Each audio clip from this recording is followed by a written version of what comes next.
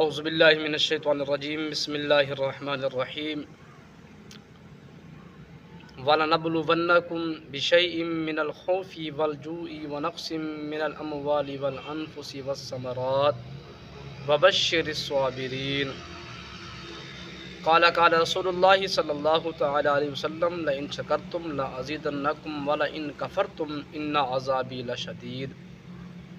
آمنت باللہ، صدق اللہ العظیم۔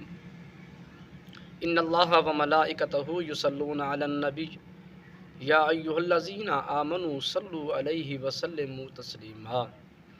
اللہم صل علی سیدنا ومولانا محمد وعلی آل اصحاب سیدنا ومولانا محمد وبارک وسلم وصلی علیہ۔ الصلاۃ والسلام علیک یا سیدی یا رسول اللہ، الصلاۃ والسلام علیک یا سیدی یا حبیب اللہ، الصلاۃ والسلام علیک یا سیدی یا نبی اللہ، وعلی آلک و اصحابک یا سیدی یا محمد الرسول اللہ صلی اللہ تعالی علیہ وسلم۔ میرے دوستو، اللہ رب العالمین سے دعا ہے کہ اللہ تبارک و تعالی آپ سب کے گھر کے اندر جو پریشانیاں ہیں، مشکلات ہیں، آسان فرمائے۔ اللہ تبارک و تعالی سے دعا ہے کہ اپنے حبیب علیہ الصلاۃ والسلام کے صدقے آپ سب کے گھر کے اندر رحمتہ کا نزول فرمائے۔ سب سے پہلے پیارے دوستو، السلام علیکم ورحمۃ اللہ وبرکاتہ۔ پیارے دوستو، میں نے جو قرآن مجید فرقان حمید کی آیہ کریمہ پڑھی ہے، اس میں اللہ تعالی نے انسانوں کو، اپنے نیک بندوں کو آزمانے کا ذکر کیا ہے۔ پیارے دوستو، اللہ تعالی نے قرآن پاک کے اندر ارشاد فرمایا: وَلَنَبْلُوَنَّكُمْ بِشَيْءٍ مِّنَ الْخَوْفِ وَالْجُوعِ وَنَقْصٍ مِّنَ الْأَمْوَالِ وَالْأَنفُسِ وَالثَّمَرَاتِ وَبَشِّرِ الصَّابِرِينَ۔ پیارے دوستو، اللہ تعالیٰ فرماتا ہے میں آزماؤں گا، کچھ ڈر سے، کچھ مالوں سے، جانوں سے، اولادوں سے، اور فرمایا کہ خوشخبری سناؤ ان کو جنہوں نے صبر کیا ہے۔ پیارے دوستو، یہ ایک قانون قدرت ہے کہ اللہ تعالیٰ اپنے نیک بندوں کو مختلف آزمائشوں میں مبتلا کر کے آزماتا ہے۔ اللہ تعالیٰ دیکھتا ہے کون ہے جو میری دی ہوئی آزمائشوں پر صبر کرتا ہے، میرا شکر ادا کرتا ہے۔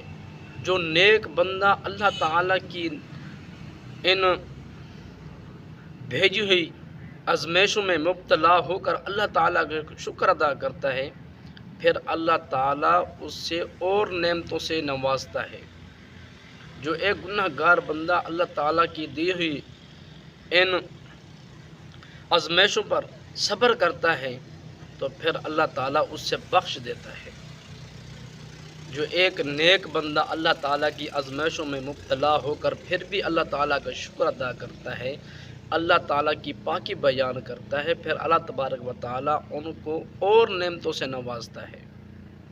پیارے دوستو، اور یہ بھی یاد رکھیں کہ لَإِن شَكَرْتُمْ لَأَزِيدَنَّكُمْ وَلَئِن كَفَرْتُمْ إِنَّ عَذَابِي لَشَدِيدٌ۔